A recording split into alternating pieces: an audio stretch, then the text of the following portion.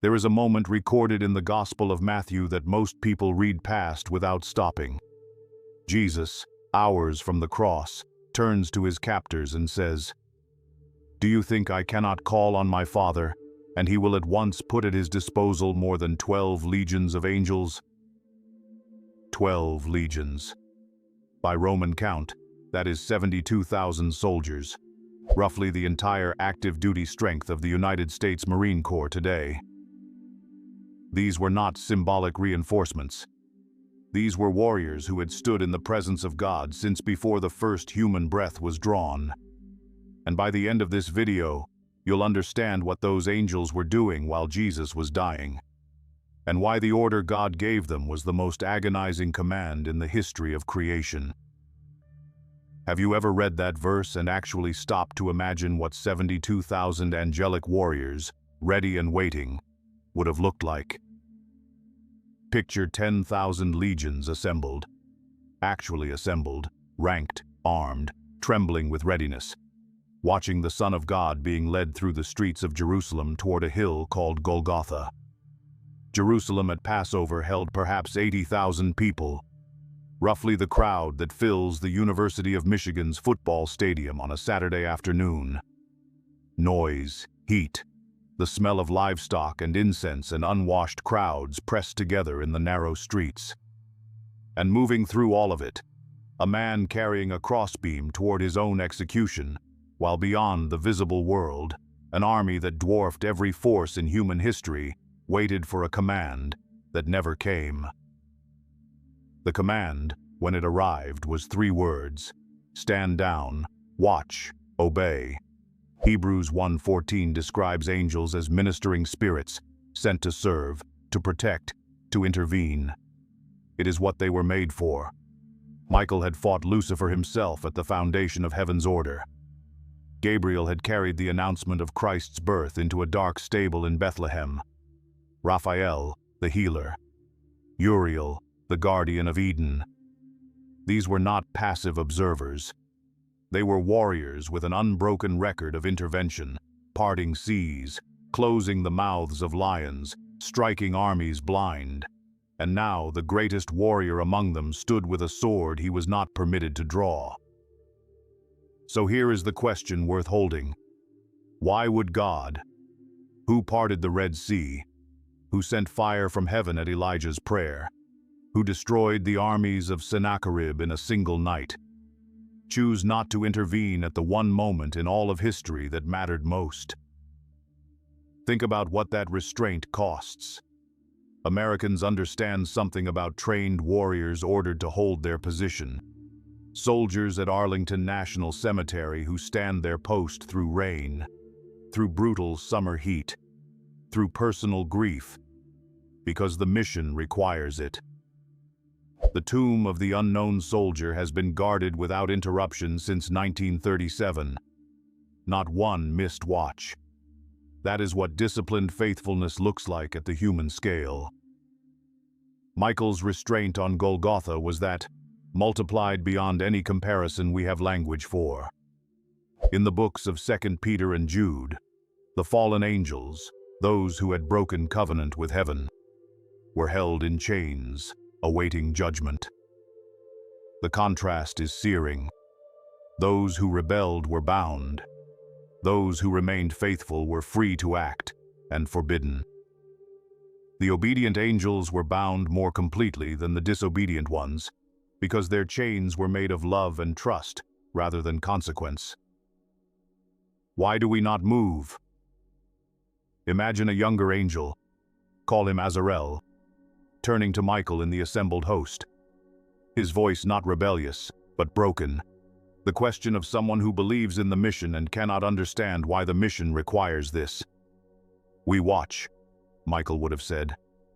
We watch, and we trust what we cannot yet see. John 19:28 records Jesus saying, "I thirst." The creator of oceans, the one through whom every river and cloud and living cell of water was made, dying of thirst on a Roman cross. And for 3 hours, from noon to 3 in the afternoon, darkness covered the land. Not metaphorical darkness, but actual reported darkness over Jerusalem in the middle of a spring day. The kind of darkness that stops conversation, that makes grown men go quiet, that feels like the sky itself is holding its breath.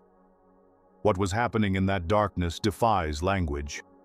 The weight of accumulated human sin, every wrong decision, every broken promise, every act of cruelty committed across more than 5,000 years of human history, converging on one man, on one afternoon, on one hill outside Jerusalem.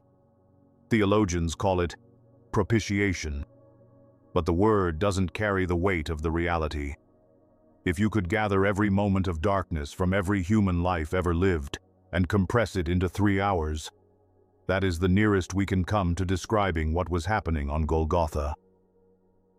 And then came the cry. Matthew 27:46. Eli, Eli, lema sabachthani. My God, why have you forsaken me?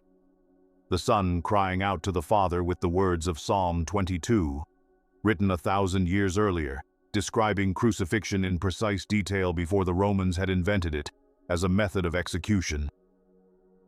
5 centuries before the first Roman crucifixion, David wrote of pierced hands and feet, a mocking crowd, soldiers casting lots for clothing. Every detail, written in advance, spoken aloud from the cross as it happened in real time. Not coincidence. Architecture. The silence of heaven in that moment was not the silence of absence. It was the silence of a plan so precise and so costly that a single act of intervention would have shattered it. God was not looking away. God was holding every angel in place so that what needed to happen could happen completely. And here is where that question finally lands. The silence was not the absence of a plan. The silence was the plan itself. The demons watching from that darkness made the mistake every overconfident army makes. They interpreted the enemy's stillness as weakness. They had miscalculated everything. When you hear that the silence was the plan, does that change how you read any silent season in your own life? John 19:30. It is finished. In Greek, a single word, tetelestai, stamped on paid debts in the ancient world, the direct equivalent of writing paid in full across the bottom of a bill. Not, I am finished. The debt is finished. Every sin, every failing, every moment of darkness any human being would ever carry. Settled. Permanently. The transaction that the entire history of the world had been moving toward. Complete. And then, Matthew 27:51. The veil of the temple, 60 feet tall, 4 inches thick, the height of a 6-story building, split from top to bottom, from heaven downward. The barrier between the presence of God and the rest of humanity, the curtain that only the high priest could pass once a year under strict conditions, torn open like a letter finally being unsealed after a very long wait. The earth shook. The rocks split. A Roman centurion, a man whose profession was execution, who had watched hundreds of people die and felt nothing, looked at what he had just witnessed and said out loud, in front of his commanding officers, "Truly this was the Son of God." 3 days. The tomb sealed with a stone scholar's estimate at 1 to 2 tons, roughly the weight of a full-size American pickup truck. Guarded by Roman soldiers whose own lives were the legal guarantee of its security. The same military machine that had never once lost a guarded prisoner. And beyond the visible world, the angels stood watch, not in defeat, in anticipation, because Michael had heard the promise, and he had chosen, at the cost of everything his nature demanded, to trust it. Matthew 28:2. An angel descends, rolls the stone back, not with effort, but with authority. And the Son of God walked out, not stumbling, not fragile, not barely surviving, victorious, completely and irrevocably victorious. Every debt settled, every chain broken, Every calculation of the enemy exposed as the catastrophic miscalculation it always was. The restraint was the architecture of the rescue. The silence was not abandonment. It was trust operating at a scale that exceeds every comparison we have. We live in a world where the news from the Middle East reads like it was written in the book of Daniel, where ancient names, Israel, Iran, Babylon, are back on the front page of every American newspaper, discussed in living rooms by people who have been reading their Bibles for 50 years and quietly wondering whether what they're seeing is the beginning of something they were always told was coming. And in the middle of that uncertainty, the story of that Friday asks a question without a comfortable answer. Can you trust a God who sometimes orders you to be still? The same obedience God asked of those angelic legions, warriors who had the power to end the suffering in a moment, who chose instead to trust a plan they could not fully see. That is the obedience He asks of us. Not passivity, not resignation. The active, costly, deliberate choice to believe that the silence is not abandonment, that the waiting has a purpose, that what looks like the end of everything is sometimes the exact precondition for the victory. The angels obeyed. 3 days later, they understood why.